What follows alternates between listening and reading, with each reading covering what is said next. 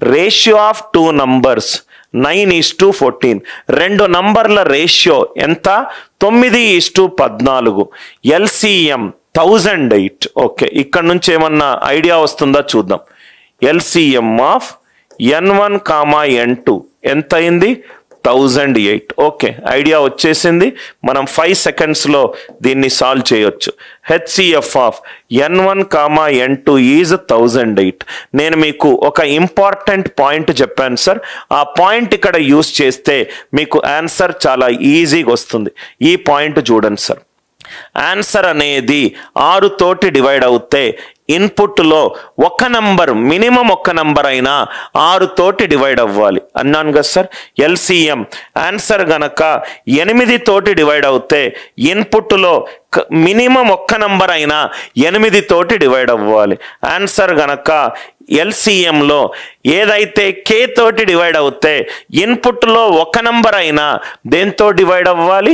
K తో divide అవ్వాలి. అదే లాజిక్ చూద్దాం సార్. ఈ సోదంతా అవసరం లేదు మనకు, రైట్? మనకు కాన్సెప్ట్స్ మీదనే ఎగరగొట్టాలి.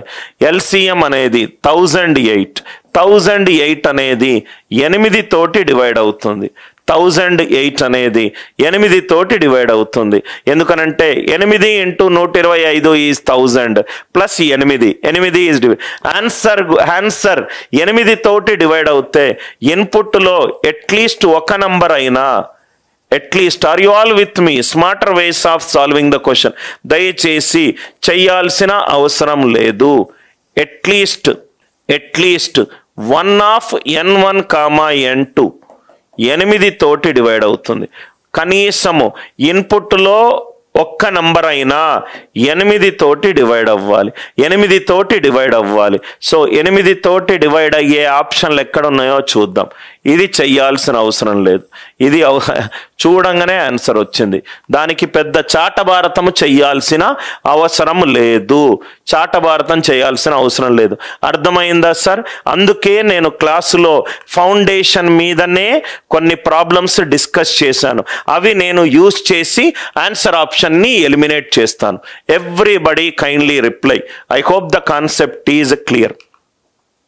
ఆన్సర్ గనక 8 తోటి డివైడ్ అవుతే ఇన్పుట్లో మినిమం ఒక నంబర్ 8 తోటి డివైడ్ అవ్వాలి. నాకు అసలు ఏం కనబడతలేదు సార్. 63, 98, 63, 98, 81, 126. మీరు ఇది లేకపోతే మీ మైండ్ ఎలా తిరుగుతుందంటే, ఓ 2 నంబర్లు 9:14, ఏది 9:14 ఉందో చూడాలి. దాని LCM ఆఫ్ 72 and 12 అంతా చెయ్యాల్సిన అవసరం లేదు. మనకు ఫండమెంటల్ స్ట్రాంగ్ ఉంటే ఆటోమేటికల్గా వచ్చేస్తుంది.